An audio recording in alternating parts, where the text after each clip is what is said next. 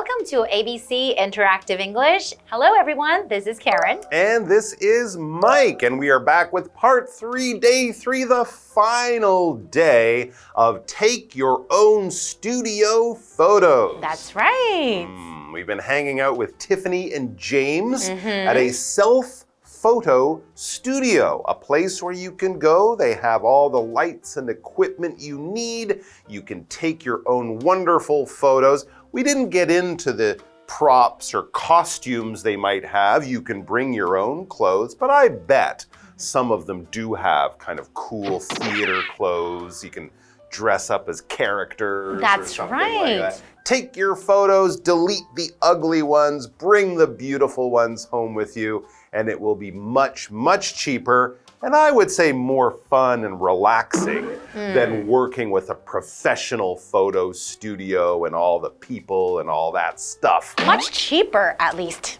Definitely cheaper. And also, I think Tiffany was nervous, if there are strange people there taking her picture, she might get uncomfortable and the photos might not look as good as she wants. Now, there are lots of places you can go to get tips for how to make beautiful photos, either with selfies, with your phone camera, or in a more professional studio. Can you think of any good tips you can give people about how to take their best photos? Well, I would have to say, because everyone is different, but I think the angle where you take the pictures really matters. So if you want your face to look a little bit smaller, then you will kind of turn it a little bit to the side instead of like this. Straight onto the camera. So you gotta turn it a little bit to the side so it would make your face look a little smaller. And if you wanna look taller, you can ask your friend if they're taking a picture of you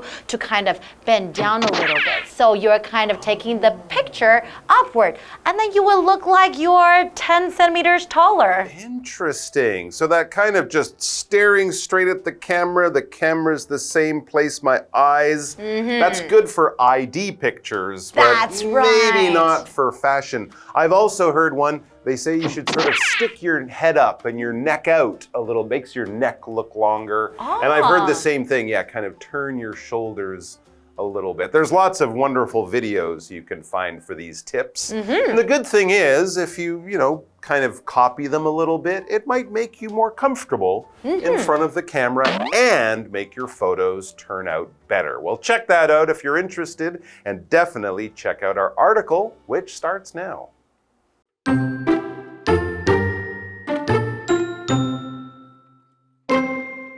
Self-photo studios are places for people to take their own professional-looking photos.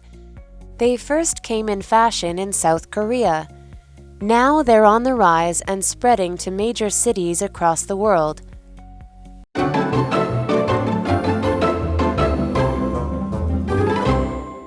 So today we are looking at part 3 of Take Your Own Studio Photos. So I guess we'll be learning more about these, right? Absolutely, we will. Beginning right now. It says self-photo studios are places for people to take their own professional-looking photos. There you go. That's what we learned in the first 2 days of the dialogue with Tiffany and James. The important thing in here is that you are taking your own photos, but with the equipment they have, you should get professional-looking photos. Professional photos would be if I pay a professional, someone whose job it is to take photos and make people look nice. If I pay them, those are professional photos. I paid someone to take them. Here, I'm doing it myself, but if I do it right and take some care, they should come out looking just the same.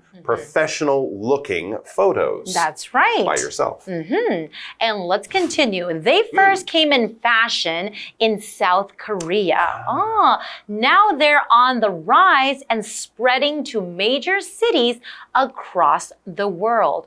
Okay, so in fashion, that means becoming more popular. A lot of people are liking this idea of going to these self-photo studios.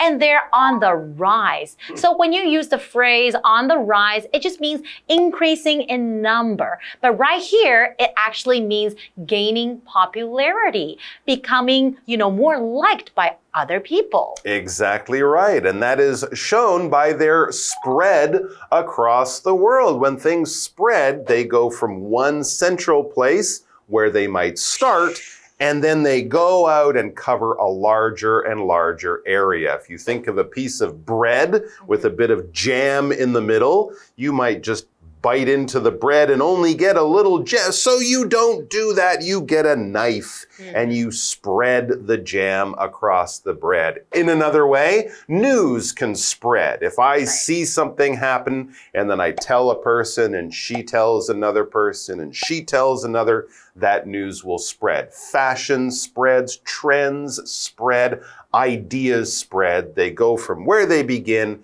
and then they start to be heard and told by other people, and the news grows or it spreads. But right here, we're saying that it's spreading to other major cities. Now, they started in South Korea. I think when I was younger, the sticker picture machines, I think those started in Japan. So now I think South Korea, they're starting a lot of trends as well. A lot of new trends have spread from South Korea recently. Yeah, that's right. And then spreading to other major cities. Now, major is an adjective. So when you use major, you kind of mean that something is more important or more significant than others. So compared to all the cities, you're talking about the main cities in the world, right? Maybe New York, Los Angeles, or if you're in Asia, like Taipei, right? Tokyo. That's exactly right. So it's not just in Korea. It's not just in the cities of Korea. It's all over the world. You could probably fly to London, England, and find a Korean-style self-photo studio there filled with young English people or whoever, again, taking their own professional-looking photos and having fun doing it. And that's right. Another important thing here. It's supposed to be fun. Let's take a break, and we'll be back.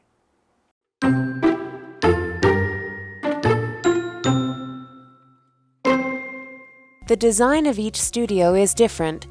Some provide a room and real photo setup. Others are just simple photo booths. No matter what people choose, the studios have all the equipment for taking great pictures. People love self-photo studios because they're fun. Also, they're a great social activity for people of all ages.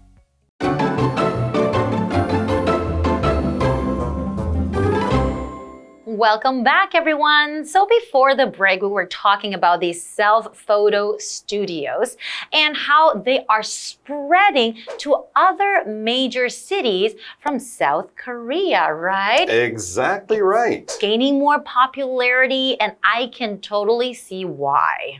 Me too. It sounds like it's a lot of fun. But here's the good news. If you've gone to a self-photo studio in Korea or maybe here in Taiwan, and then you visit another country, another city, you might find that all the studios are not all the same. So this would be kind of interesting. It says the design of each studio is different, and that might even be in one place. They might have a big studio for groups, a small studio for just one or two people. When we talk about the design of something, we're talking about the shape, how something looks. These might be very common things, but they come in different shapes and sizes. And the shape and the size, that's more about the design. If I have a bicycle, I need two wheels, I need a seat, I need some pedals, and I need handlebars to drive with, right? But if it's a racing bicycle, the design will have little wheels. It will be very thin, very light. It's made to go on the road and go fast. But if I have a kid's bicycle or a bicycle for riding in the mountains, the kid's bicycle will be much smaller. The mountain bicycle will be much thicker and stronger and heavier. These are all bicycles, but they've been shaped, they've been sort of given a size and a style to make them special for special jobs or to use in different ways. A lot of that comes down to the design. And I think that sounds really interesting. If you have different designs of different studios, then you don't just want to do it once. You want to go to different studios and take different pictures, Absolutely. right? And some of them might almost look like movie sets with trees and rocks and, so it looks like you're outside. It would be really fun and interesting. Okay, so let's continue with the article. Some provide a room and real photo setup. Others are just simple photo booths. Oh, wow. No matter what people choose, the studios have all the equipment for taking great pictures. Okay, so there are different kind of these self-photo booths or studios out there, right? Exactly right. I guess some people probably go to take important photos, like before a wedding. Yes. Other people might just be out with their friends, having a great day, and they decide to take some photos. For them, the little photo booth would be perfect. That's It right. says people love self-photo studios because they're fun. Absolutely right. I think people take a lot of photos these days, selfies with your phone, with your friends at lunchtime or something, you take a photo. So if you can go somewhere with costumes and backgrounds, oh, that would be so much more special. Also, they're a great social activity for people of all ages. All of your camera-loving friends, your fashion fan friends, you can all get together and take great photos and have great memories. That's right. It's a great thing to have, right? And then especially during your social activities. So social is an adjective. So if you describe something as social, it just means that, you're something relating to meeting with people, interacting with people. So for example, you can say that going to school can help with the children's social development because they learn to interact and to talk, to communicate with other kids. That's right. Relationships, friendships, having a good time with other people, doing things you enjoy. That's the kind of thing people do to be social. All right, guys. Well, that's all the time we have today. I'm afraid that this is it for self-photo studios. I really enjoyed that. Maybe it's inspired you guys to get a gang of friends together and go out and have all sorts of creative, imaginative times taking wonderful photos. And if you don't like them, just delete them. That's right. Simple. Take care, everyone. We'll see you back here sometime soon. Till then, bye-bye. Bye-bye.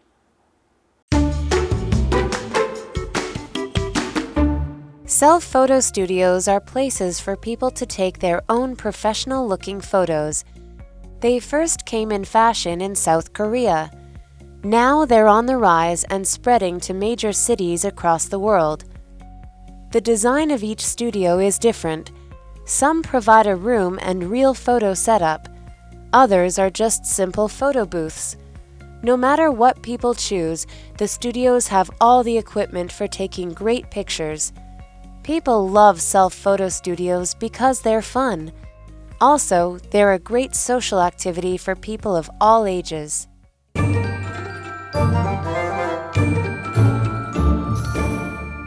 Hello, I'm Tina. 我们来看这一课的重点单字。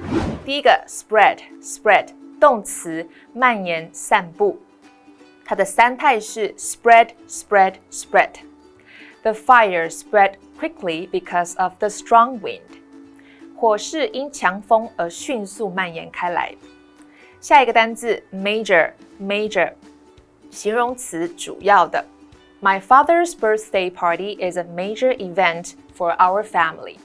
父亲的生日派对是我们家的一个重大活动。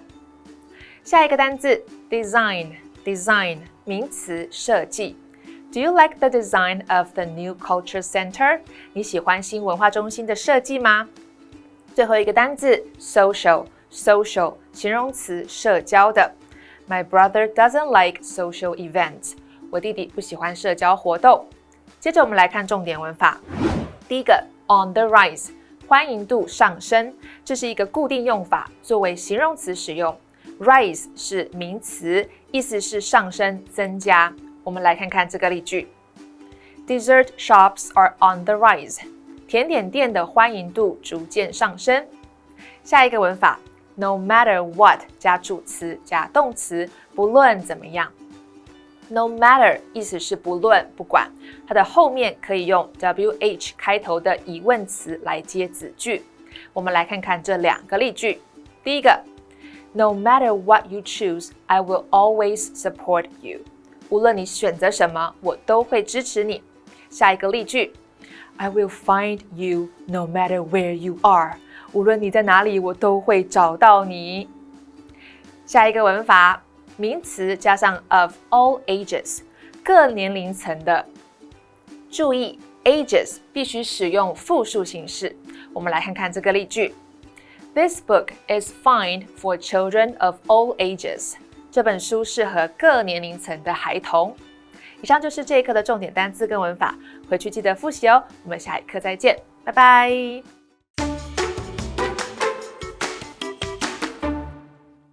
Today, we'll be talking about a fun activity called whale watching. And you can do this in Taiwan as well. So here's some fun facts about whales for you. For example, there are so many different types of whales in the world, and the blue whale is the largest animal in the world. And here's another fun fact. Some scientists believe that bowhead whales can live up to 200 years old, and killer whales can maybe live up to 100 years old. Well, now that you know some fun facts about whales, let's learn more about whale watching.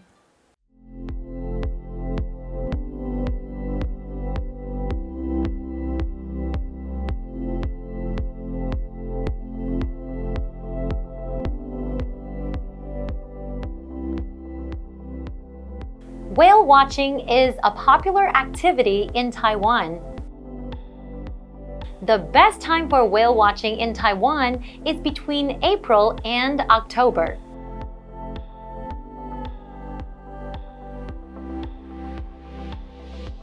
People are always excited to see them. Tourists should wear sun protective clothing and a life vest on the water. The view on the sea and the coast while on the boat is breathtaking. It's a tour full of surprise and excitement.